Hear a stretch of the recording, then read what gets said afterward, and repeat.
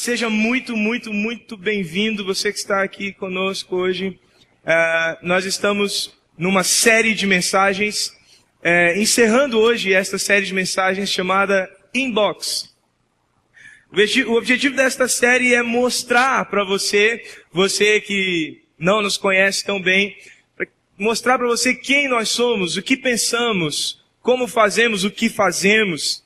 É para você entender o que acontece aqui e o que vai no nosso coração.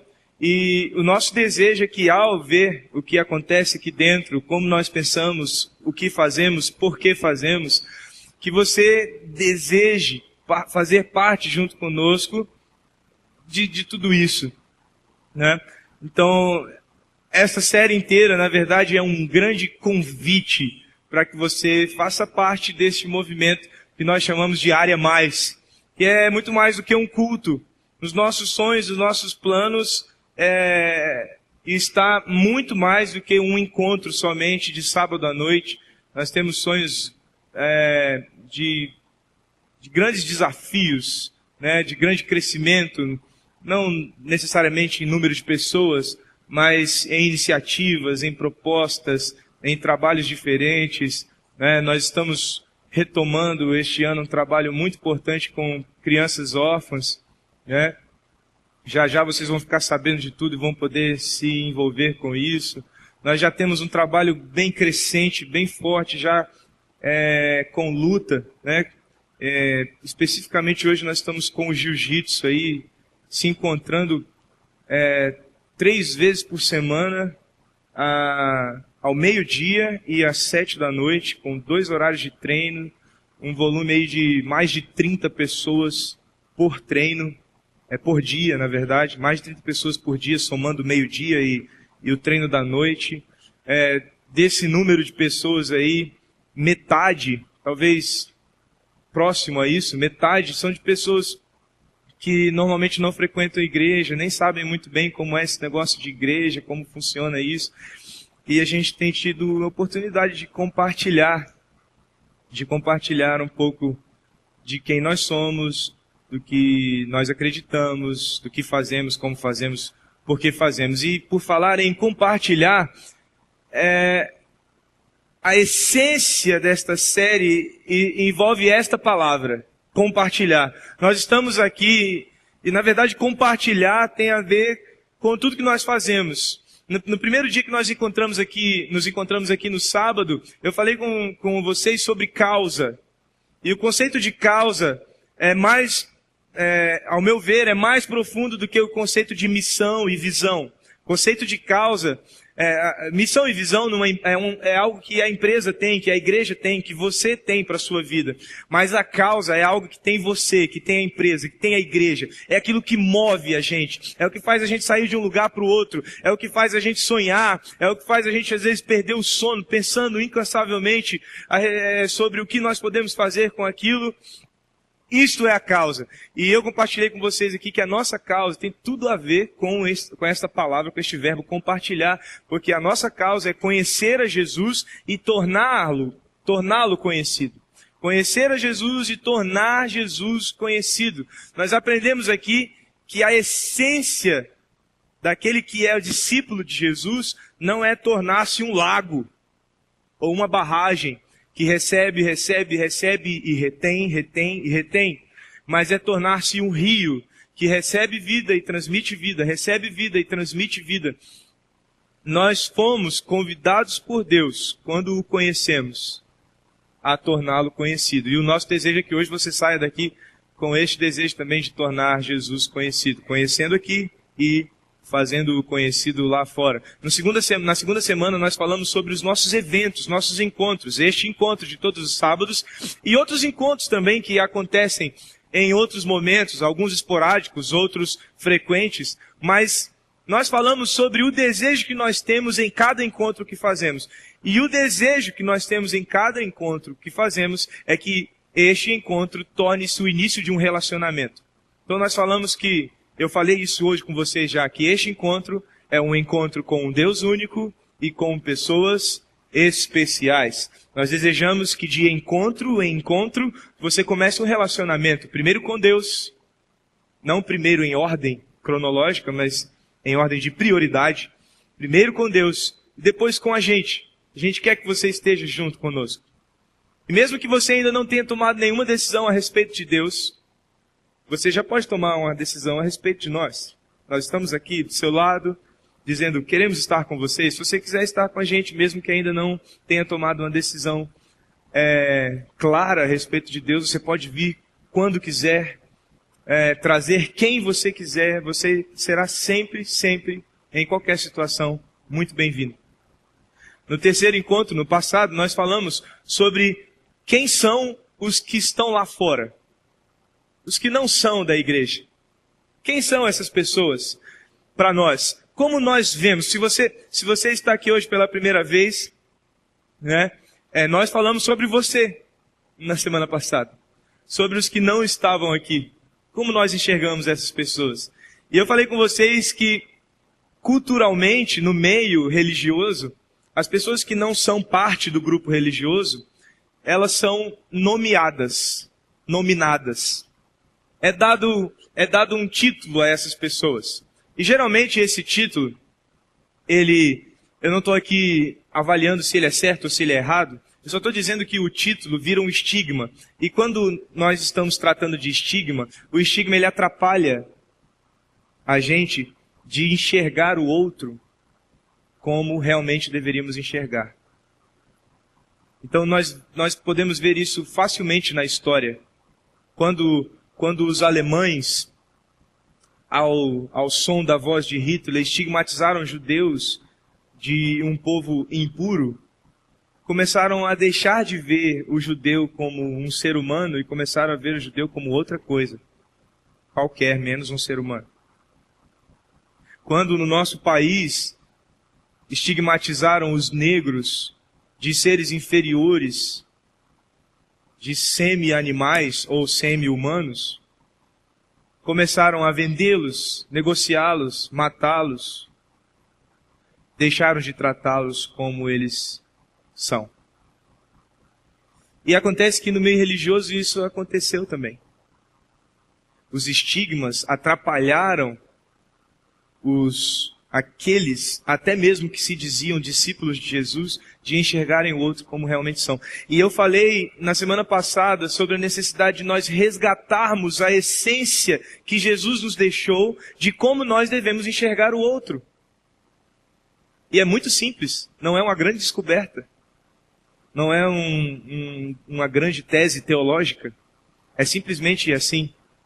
Você vai chamar aquela pessoa que está do seu lado, aqui sentado do seu lado, ou aquela pessoa que está distante daqui, em um lugar completamente diferente desse, você vai chamar do mesmo modo, você vai chamar essa pessoa de próximo. Porque Jesus disse, ame ao seu próximo como a você mesmo. Jesus não disse ame ao seu próximo se ele for branco, se ele for negro, se ele tiver cabelo liso, se ele tiver cabelo crespo. Ame o seu próximo se ele for judeu, ame o seu próximo se ele for católico, se ele for evangélico, se ele for ateu. Não, ele disse ame ao seu próximo como a você mesmo. Não importa quem. Não importa que cor tenha, nem em que acredite. Jesus disse ame ao seu próximo. E é assim que nós enxergamos qualquer pessoa. Nós enxergamos a pessoa como alguém que deve ser tratado como eu gostaria de ser tratado. E por isso nós falamos de compartilhar. Por isso nós falamos de tornar Jesus conhecido. Porque tornar Jesus conhecido é tornar aquilo que mudou a minha vida para a melhor vida que eu poderia viver. Quando você descobre algo muito gostoso, você gosta de compartilhar, não é mesmo? Eu descobri que aqui no Pier 21 tem um lugar chamado Brownieria. E depois que eu descobri esse lugar, eu fiz questão de evangelizar as pessoas a respeito disso. E dizer, gente, existe um lugar chamado Brownieria. E lá você pode ser feliz. Quando nós encontramos algo muito bom, nós queremos transformar isso em algo de todos. E nós queremos fazer isso. E hoje, especialmente hoje, nós queremos falar sobre isso, sobre compartilhar. E hoje Deus nos deu um presente Deus nos deu um grupo de pessoas aqui, de outro país, de outra língua. A grande maioria deles não fala português, não entende português. E nós estamos tendo a oportunidade de compartilhar. Então, se você sabe inglês, você está se privando de sentar ao lado de algum deles para você compartilhar o que eu estou falando para que ele possa entender, você está perdendo uma oportunidade muito, muito rica de compartilhar. E eu descobri uma coisa quando eu fiz a minha primeira viagem para o exterior, para um país de língua inglesa. Eu descobri que à medida que eu ia compartilhando o meu inglês ia melhorando. E isso tem algo bastante especial e nós queremos falar sobre isso. E eu estou falando nós, não porque eu sou como alguns políticos que gostam sempre de falar no plural, né? Mas o ego é tão grande que ele se acha mais de uma pessoa. Não, eu estou falando nós, porque realmente eu não estarei aqui sozinho. Como eu estou falando sobre compartilhar, eu resolvi então compartilhar este momento com outra pessoa. E eu chamei meu amigo Pedro para vir compartilhar com vocês também a palavra. É um grande desafio para mim pregar do lado dele, né? Porque Deus tem me dado a oportunidade, desde o início do meu ministério, de sempre ter alguém muito próximo a mim que me desafia a ser melhor do que eu sou. E o Pedro é uma dessas pessoas. Pedro é uma das pessoas que eu inverteria a posição naturalmente. Ele poderia ser meu pastor da noite para o dia sem nenhuma crise. Na verdade, ele já é meu pastor, ele já me pastoreia um pouco. Então, para mim é uma honra tê-lo aqui do meu lado para compartilhar a palavra comigo e compartilhar com vocês o que Deus tem colocado no nosso coração. Hoje, a frase da noite que eu quero que você guarde no seu coração é esta frase aqui: compartilhar a vida é viver melhor. Vamos dizer juntos isso?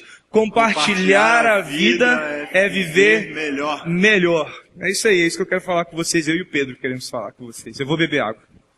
O meu é laranja, tá? Tá bom, o seu é laranja. Você é limpinho, mas...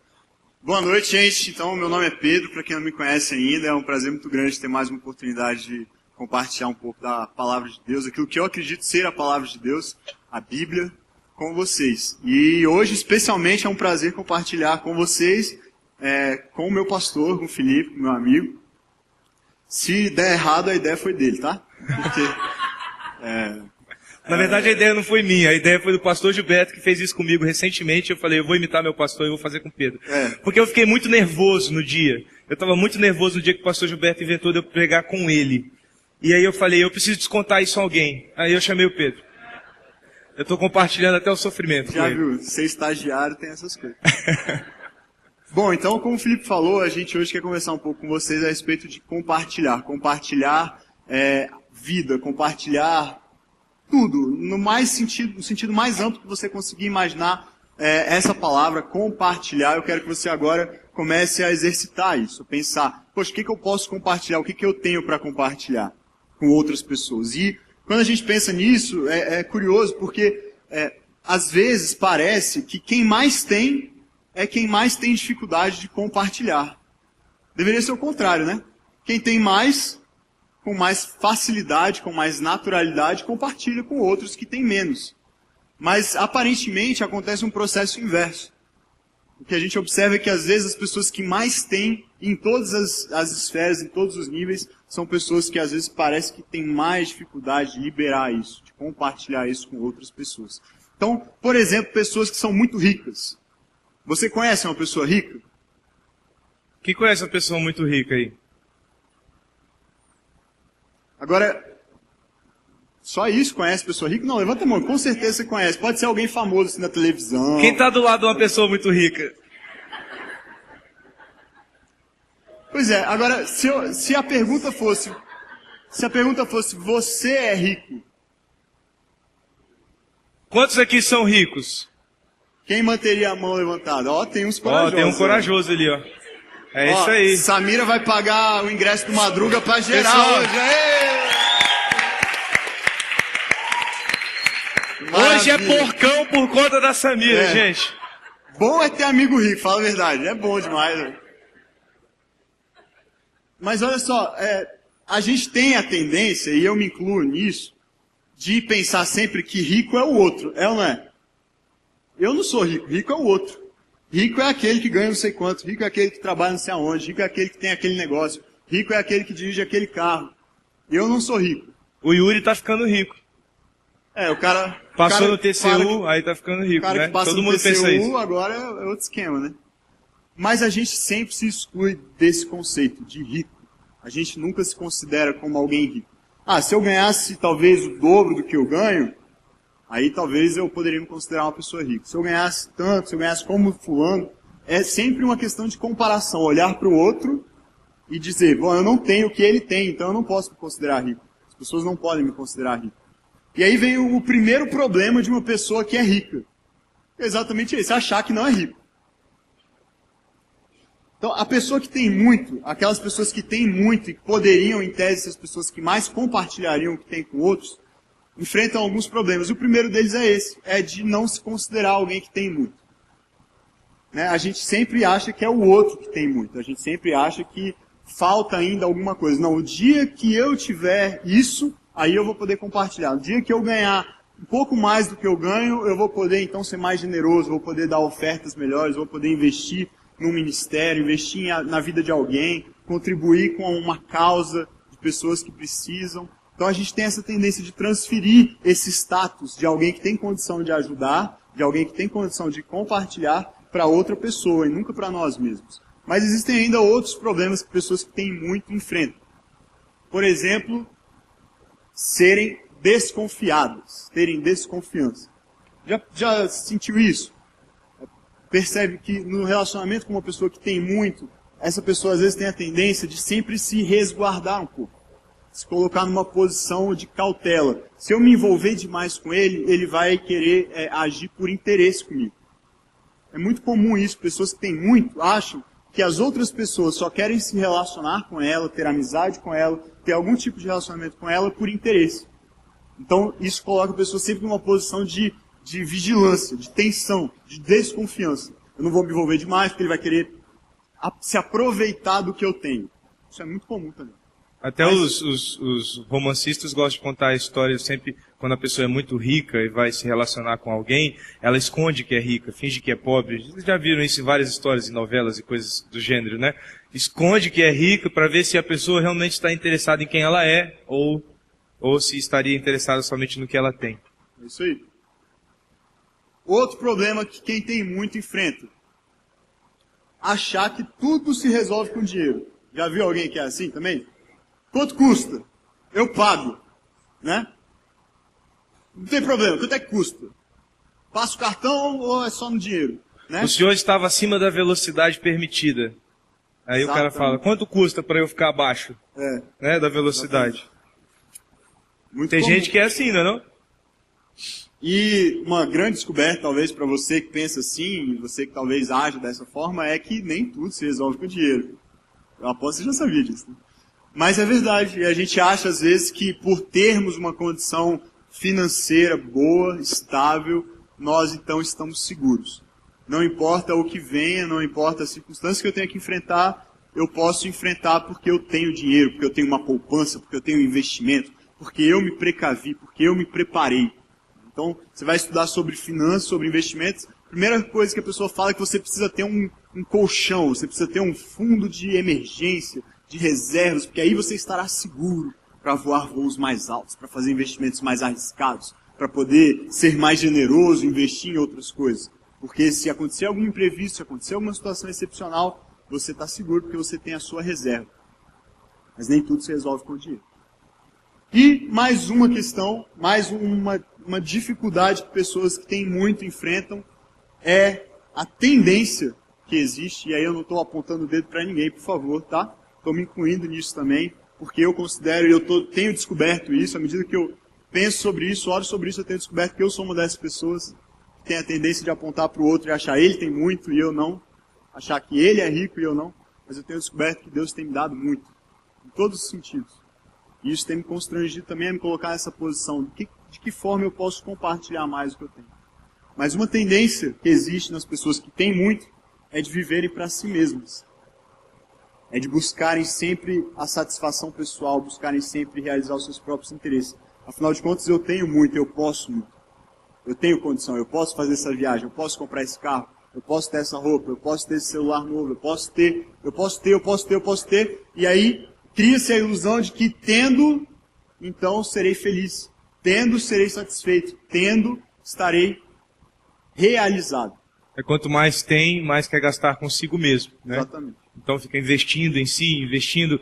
Eu não tenho tempo mais para as outras pessoas, porque agora eu tenho isso, eu tenho aquilo outro, porque tudo o que eu tenho é investido em mim mesmo. Ou ampliando um pouquinho, mas não tanto, na minha família, né? Para aqueles que já estão responsáveis por alguma família, né? Você fica sempre voltado para as suas questões, para as suas demandas, para as demandas da sua casa, e esquece do mundo ao redor. É engraçado isso, e existem estatísticas que mostram mesmo que quanto as pessoas mais ricas, que a generosidade é inversamente proporcional à riqueza. Quanto mais rico, menos generoso. Né? É isso aí. Ok. Hoje nós queremos falar com você sobre isso, sobre este problema de termos muito e, estranhamente, quanto mais temos, menos compartilhamos. Porque existe uma cilada em ter. Existe uma armadilha em ter muito.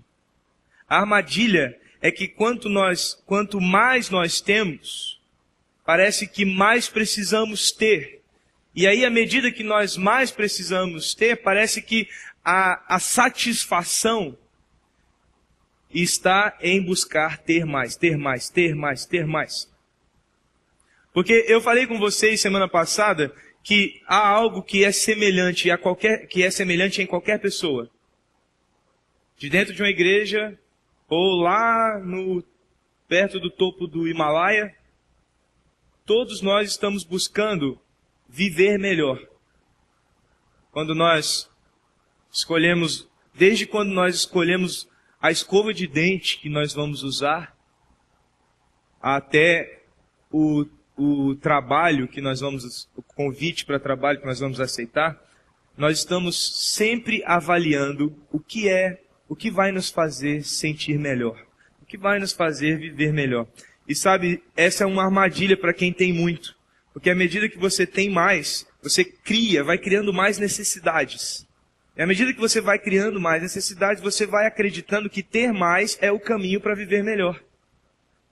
E aí você vai buscando mais, buscando mais, buscando mais. Hoje nós vamos olhar para um texto bíblico que está na carta que o apóstolo Paulo, escreveu para o seu discípulo Timóteo. O apóstolo Paulo viu um menino, um adolescente, que se destacava no meio daquela primeira igreja da história, uma das primeiras igrejas da história. Ele se destacava como um adolescente já muito sábio e com uma expressão de fé muito contundente. Então o apóstolo Paulo chama Timóteo para tornar-se seu discípulo. E Timóteo faz viagens com o apóstolo Paulo e vai aprendendo tudo que o apóstolo Paulo ensinava. Num determinado momento o apóstolo Paulo deixa Timóteo liderando, pastoreando uma igreja. Uma das igrejas mais desafiadoras para serem pastoreadas naquele tempo, a igreja de Éfeso. A igreja de Éfeso era situada em uma cidade chamada Éfeso. E essa igreja também recebe uma carta do apóstolo Paulo, a carta aos Efésios. A igreja de Éfeso estava situada nesta cidade, que tem o nome da igreja. Esta cidade era uma cidade predominantemente, culturalmente, era tomada culturalmente pela tradição grega, pela cultura grega. E como a cultura grega era naquele tempo, e nós estudamos hoje, quando vamos à escola, existia uma valorização grande à produção cultural, à ascensão intelectual. De lá vieram os grandes filósofos que nós discutimos, conhecemos e estudamos. E naquele tempo, Éfeso era um centro cultural da tradição, das religiões, da cultura grega. As pessoas se reuniam para debater. Éfeso tinha a terceira maior biblioteca do seu tempo. Ela só perdia para Alexandria e Antioquia. E em terceiro lugar vinha Éfeso, com uma das maiores bibliotecas do seu tempo. E biblioteca naquele tempo, vou te dizer, era algo bastante raro. Porque não existiam livros, na verdade. Era outro tipo de material que se guardava e que se lia. Né? E poucas pessoas liam. Acontece que por conta desse desenvolvimento, dessa situação cultural, a igreja de Éfeso era uma igreja muito desafiadora para ser pastoreada, porque o líder da igreja precisava ser alguém muito capaz de argumentar e de liderar pessoas com grande capacidade intelectual. Além disso, e a história nos mostra isso, até hoje é assim, geralmente o nível intelectual, o nível cultural é acompanhado pelo nível econômico. Estou certo ou estou errado? Geralmente as pessoas mais educadas, não no sentido de polidez, mas no sentido de conteúdo, de instrução, as pessoas mais educadas geralmente são as pessoas que ganham melhor, que têm melhor condição financeira. E assim era também na igreja de Éfeso. Diferente de outras igrejas, Éfeso tinha um número razoável, um número expressivo de pessoas numa boa situação econômica. O evangelho, o cristianismo, ele avançava rapidamente entre as culturas, entre as comunidades mais pobres.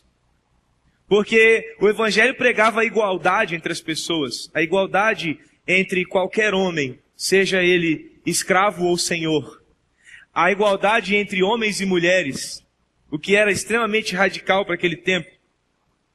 E aí o evangelho se alastrava muito nesse tipo de comunidade, entre mulheres, entre escravos, entre pessoas. Mas em Éfeso havia uma comunidade dentro da igreja expressiva de pessoas um pouco mais abastadas, com maior condição financeira.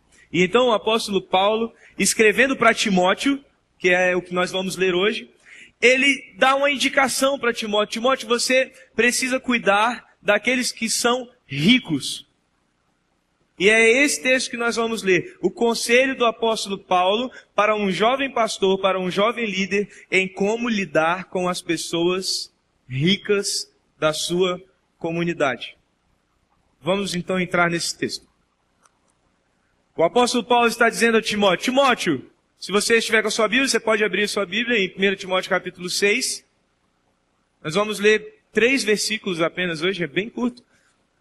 1 Timóteo capítulo 6, versículo 17. Nós estamos entrando neste versículo 17. O apóstolo Paulo está dizendo a Timóteo: Timóteo, ordene a quem? Aos que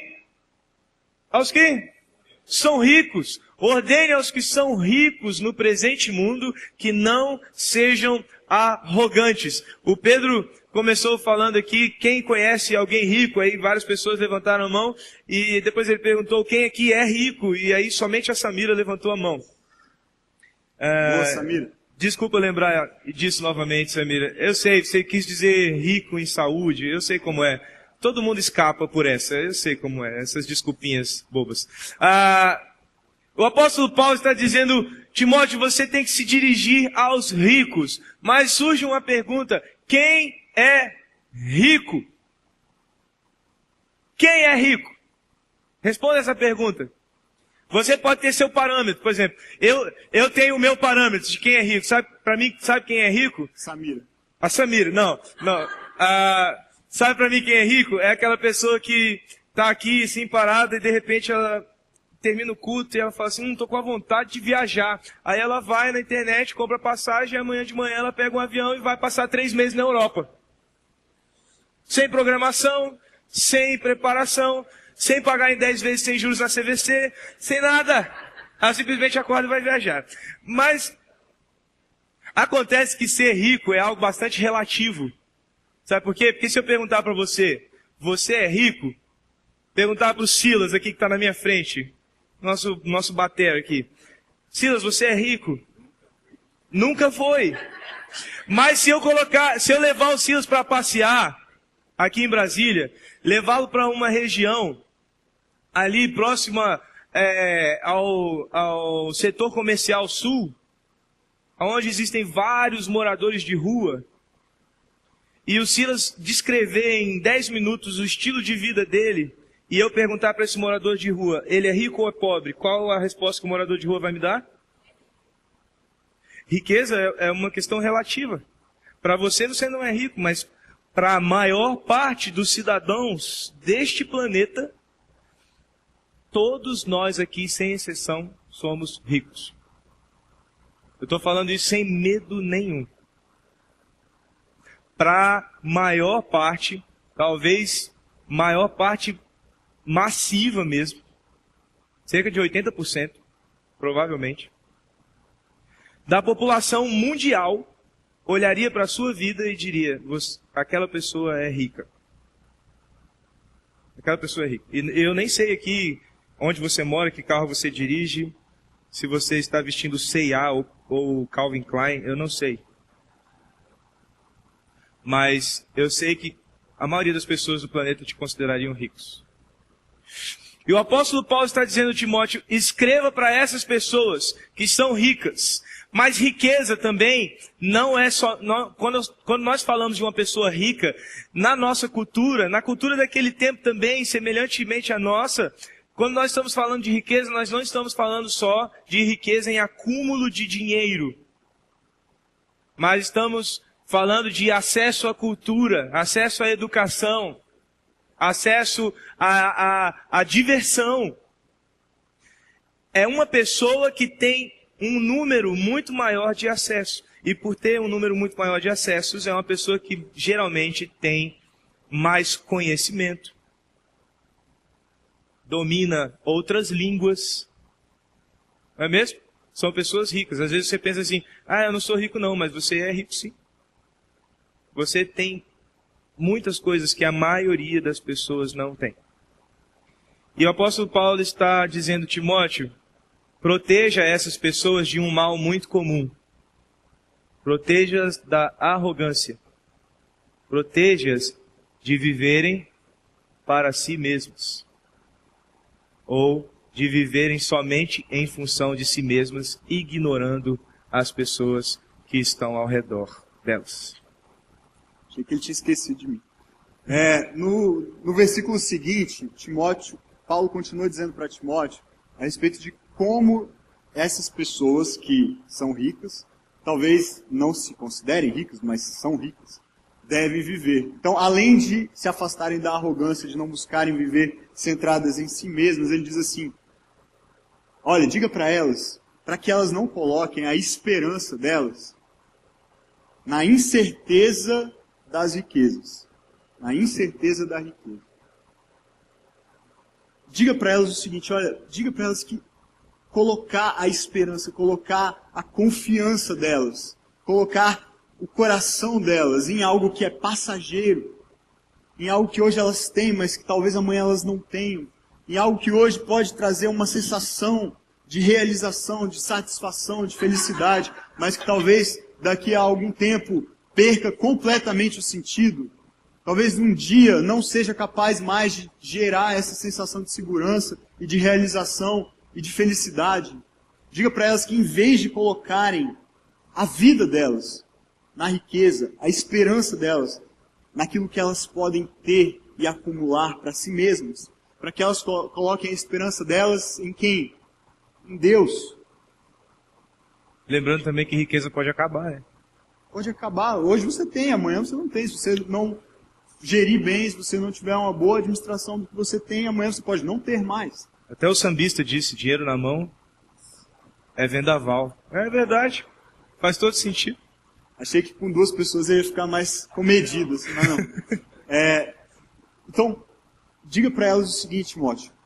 Não coloquem a esperança de vocês nas riquezas, mas coloquem em Deus. Por que colocar em Deus? Por que colocar a sua vida, a sua esperança, as suas expectativas, os seus sonhos, os seus projetos, os seus talentos, os seus dons, aquilo que você tem e que você recebeu de Deus? Você recebeu de Deus. Por que colocar nele então de volta? Por que devolver a Ele? Por que confiar a Ele? Porque fazendo isso, você está colocando tudo que você tem nas mãos de um Deus que provê ricamente.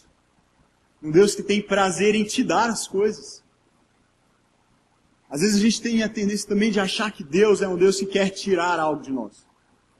Deus quer algo de mim. Então, se eu me envolver muito com esse Deus, Ele vai pedir o meu dinheiro, Ele vai tirar o meu emprego, Ele vai tirar o meu namoro, Ele vai tirar a minha segurança, o meu conforto, e vai me fazer desafios que às vezes vão me incomodar, que vão me tirar da minha situação hoje tranquila, daquilo que eu tenho planejado para a minha vida. Ele vai querer que eu me envolva com a igreja, com o ministério, Ele vai querer que eu trabalhe para Ele, que eu pregue o Evangelho, que eu tenha uma vida mais simples do que eu gostaria de ter. E aí a gente fica com medo de se aproximar desse Deus, de entregar o que nós temos a Ele. Mas a verdade é que a Bíblia diz o tempo todo, em vários lugares, especialmente aqui, é que Deus tem prazer em nos prover, em cuidar de nós. Mas Ele não faz isso simplesmente dando para você o essencial, o básico, o fundamental, o mínimo para você sobreviver. A Bíblia diz que Ele te dá ricamente. O texto que o Felipe leu hoje durante a ministração do louvor diz que se Deus não poupou o seu próprio Filho, como é que Ele ia rejeitar dar para nós todas as outras coisas? E de graça, que é a melhor parte. Jesus diz também, né? Se vocês que são maus são capazes de dar coisas boas para os seus filhos, como é que Deus, que é perfeito, não vai dar também? Mas é engraçado que às vezes a gente tem medo de se entregar e confiar nossa vida a esse Deus por achar que Ele vai tirar algo de nós. Que Ele vai nos limitar naquilo que nós esperamos alcançar na nossa vida. Na verdade, a proposta de Deus é para que você viva a melhor vida.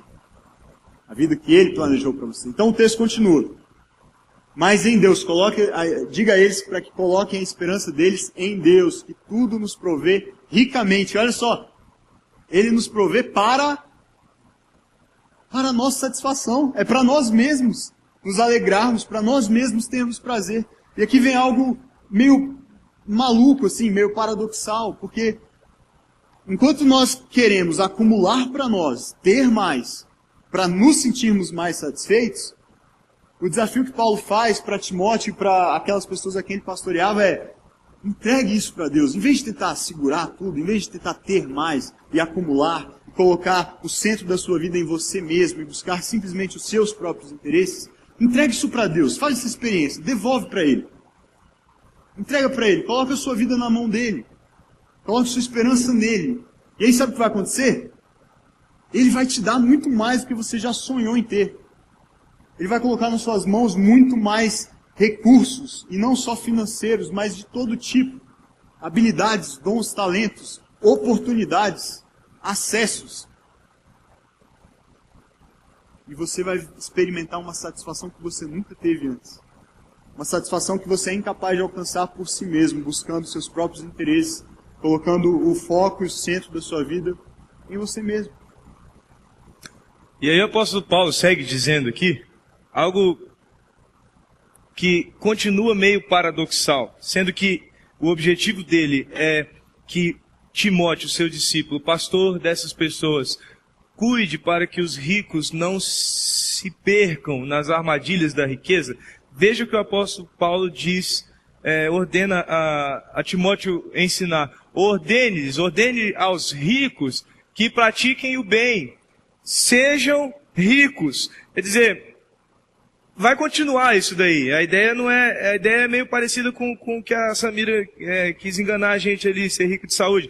Mas aqui, eu quero que você pense assim: o problema não é ser rico.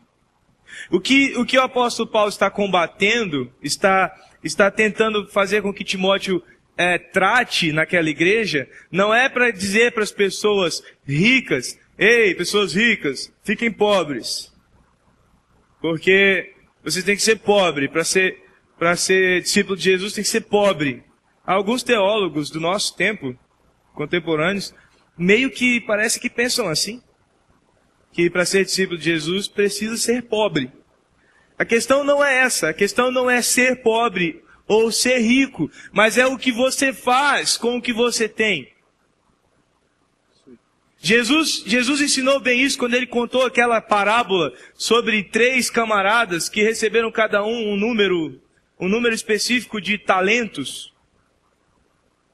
E o final da parábola, o senhor daqueles 3 servos volta-se para o que multiplicou os seus talentos e diz: servo, você foi muito bem, porque foste fiel no pouco e sobre o muito eu vou te colocar. Quando nós estamos tratando de ter pouco, ter muito, ser rico, ser pobre, o problema não é o que você é. Se você é rico ou se você é pobre, o problema é o que você faz com o que você tem. E o apóstolo Paulo está tratando isso, está pedindo para Timóteo cuidar dessa questão naquela comunidade. Ele está dizendo: Timóteo, ordene a essas pessoas que elas praticam bem, que sejam ricos em boas obras, que tenham para serem efetivos aonde eles estão. Não é ter simplesmente para usufruir, mas é ter para usar. Lembra-se que no primeiro encontro que nós tivemos aqui desta série, eu falei que nós temos que saber para fazer. Que quando nós sabemos, nós podemos. E quando podemos, devemos. O apóstolo Paulo está usando o mesmo princípio aqui. Ele está dizendo: sejam ricos em boas obras, generosos. Não entrem nessa armadilha de quanto mais se tem, mais se quer. Entrem mesmo no antídoto que Deus está propondo de quanto mais se tem, mais se compartilha. Quanto mais eu tenho, mais eu compartilho. Nós estamos experimentando isso hoje aqui à noite. Eu perguntei quantos aqui tem um inglês bom, um inglês fluente. Eu não tenho esse inglês fluente. Então eu perguntei, quem tem? Algumas pessoas têm. Então quem mais tem? Compartilha. É o que vocês estão fazendo aqui. Deus abençoe a vida de vocês que estão compartilhando o seu inglês. Sejam generosos e prontos para repartir. Vocês têm, o problema não é ter. O problema é o que você vai fazer com o que você tem. E a partir dessa postura que Paulo propõe para Timóteo, para aquelas pessoas que receberiam essas orientações dele, essa postura de entender que o que eu tenho, eu não tenho só para mim, mas eu tenho para compartilhar, eu tenho para ser generoso, eu tenho para repartir, vem acompanhado dessa proposta de vida uma promessa assim maravilhosa. Como eu disse, às vezes é meio paradoxal isso, porque a gente pensa que ter o que eu quero ter e alcançar o que eu pretendo alcançar depende do meu esforço pessoal, da minha capacidade de trabalhar e conquistar aquilo que eu pretendo ter.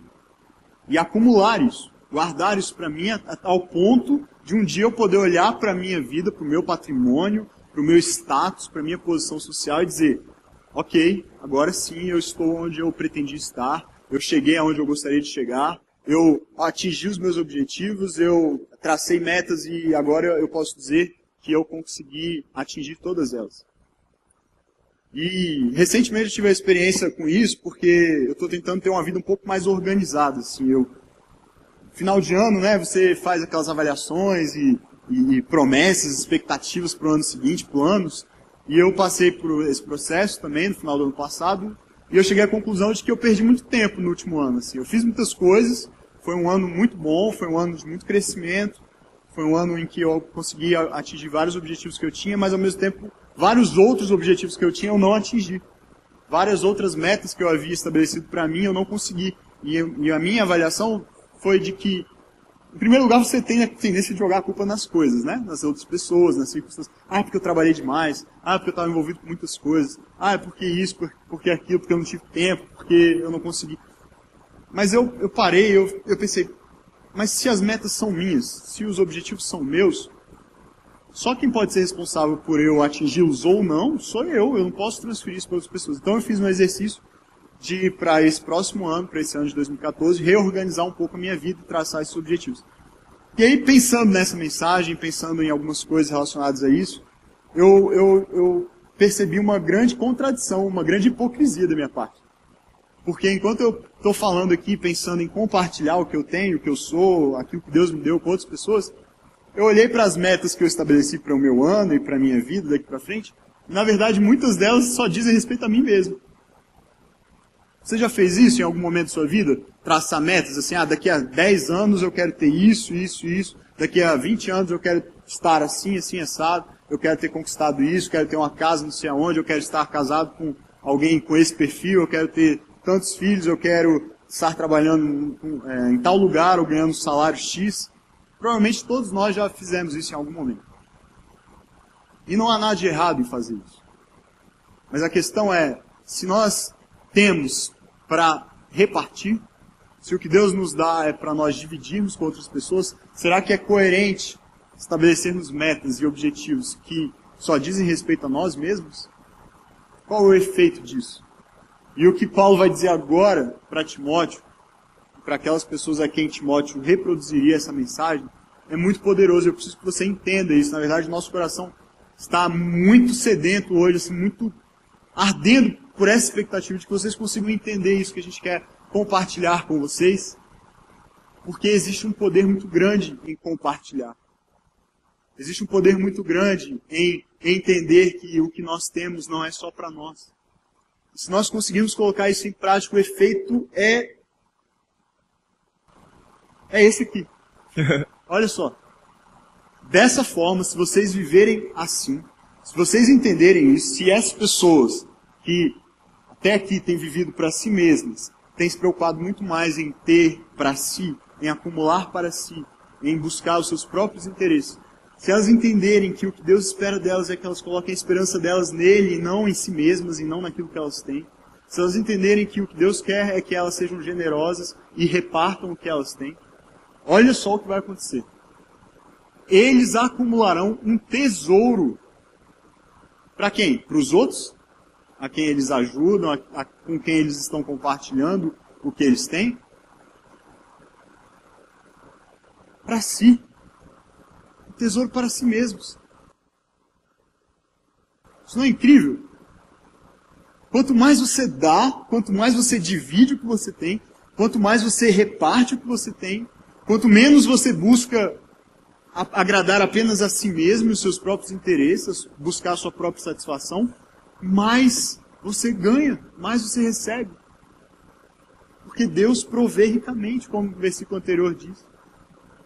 E aqui nesse versículo Paulo está dizendo, olha, tem um tesouro, tem algo que é único, tem algo que é especial, não se trata apenas de ter mais dinheiro, não se trata apenas de receber mais, porque deu mais, como às vezes a gente vê promessas sendo feitas, até mesmo dentro de igrejas. Olha, se você der, você vai ter. Se você investir aqui, no reino e tal, você vai receber mais.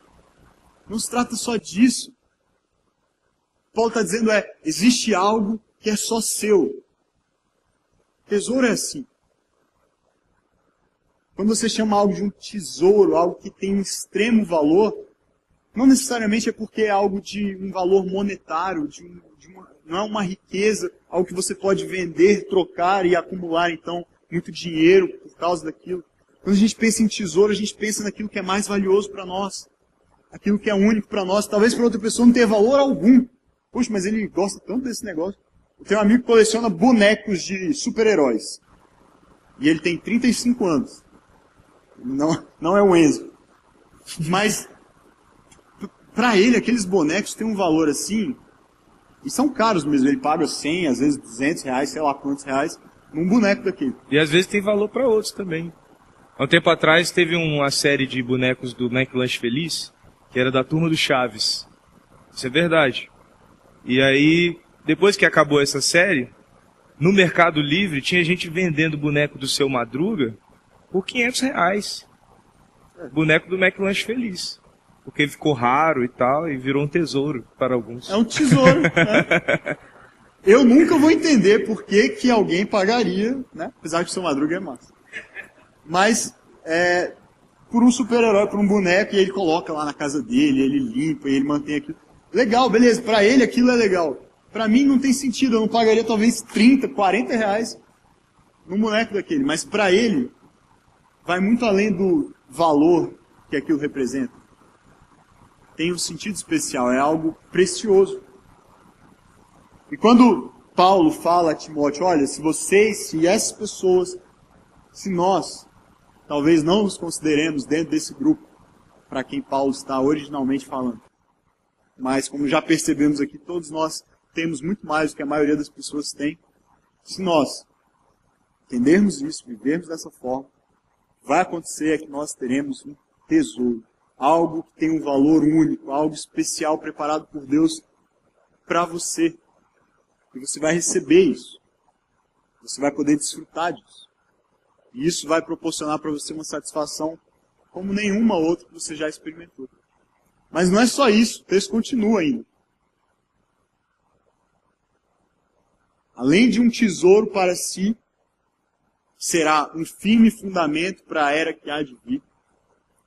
Ou seja, esse tesouro não é algo corruptível, não é algo que vai se perder, não é algo como o dinheiro que você tem hoje e que daqui a pouco você pode gastar e você pode não ter mais.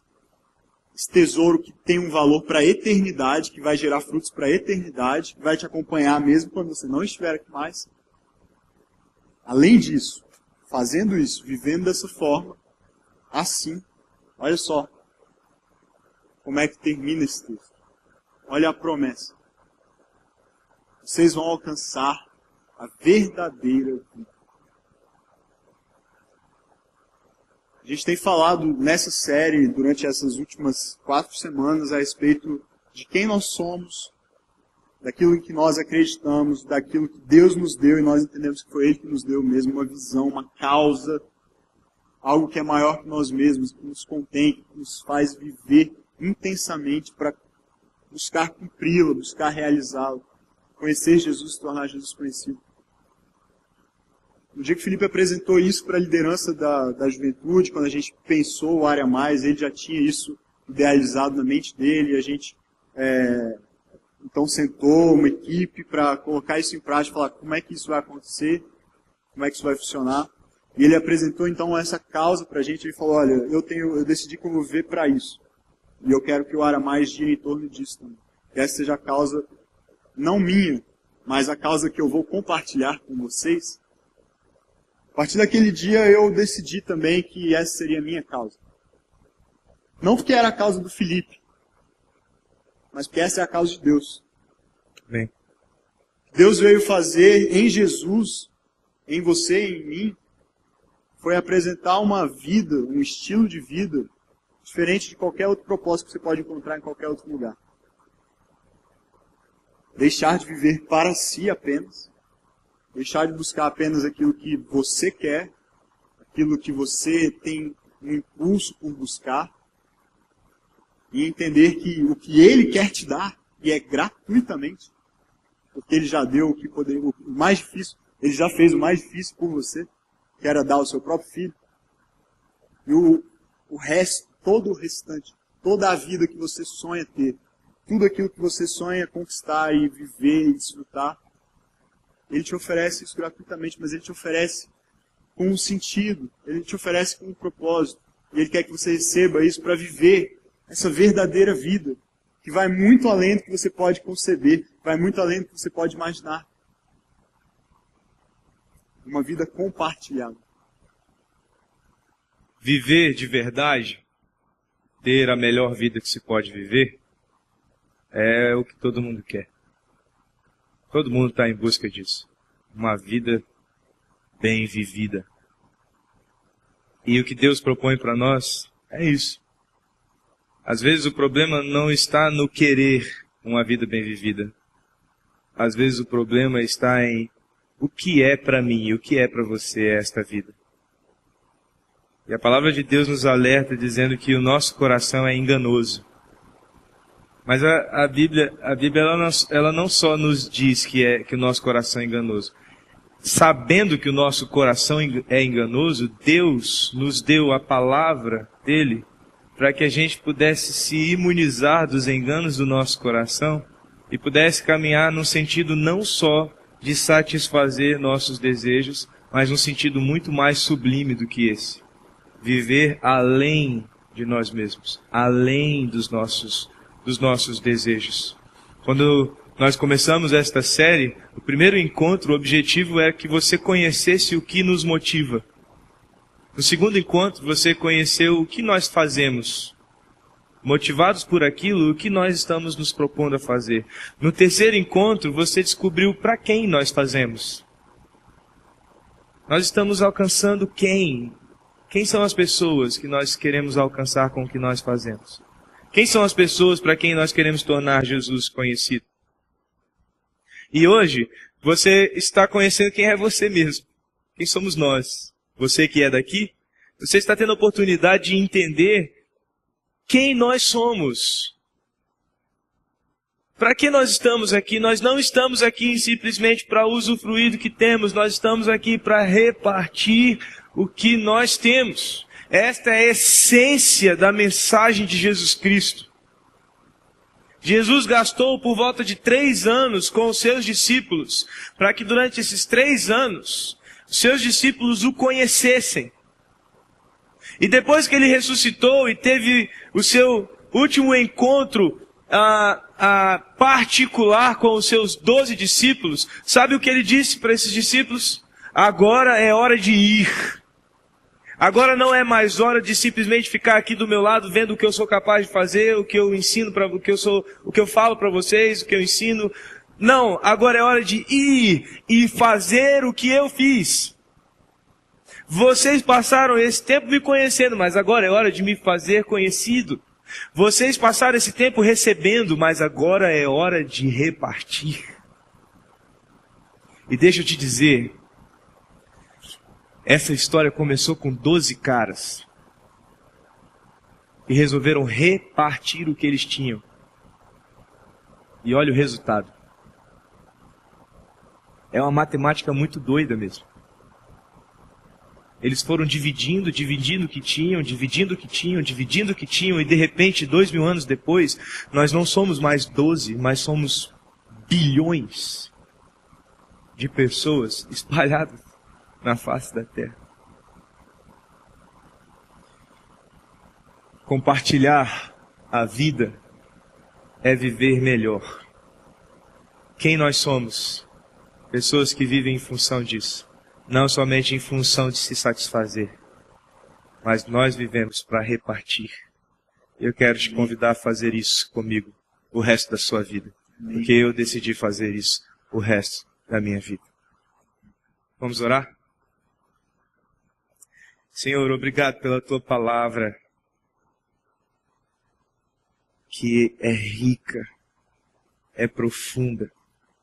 Obrigado porque o Senhor mesmo, não reteve sua sabedoria, mas o Senhor desejou encarná-la em Jesus Cristo. E então Ele veio ao mundo repartir a Tua palavra conosco. E Ele também nos ensinou a não só receber a palavra, mas a repartir esta palavra. E o apóstolo João diz bem isso. Conto para vocês o que eu vi, o que ouvi, o que minhas mãos tocaram. A verdadeira vida esteve entre nós. E nós contamos esta história para que a nossa alegria seja completa. Nós repartimos o que recebemos para sermos verdadeiramente alegres. Senhor, nos faz corajosamente nos lançar a isso, Senhor. Nos lançar a esta vida cuja satisfação é descoberta quando compartilhamos, quando repartimos tudo o que temos. Nós consigamos, Deus, viver isso e consigamos também ver o efeito disso, não somente em nós mesmos, mas em tantas pessoas quanto for possível ao nosso redor. Em nome de Jesus. Amém.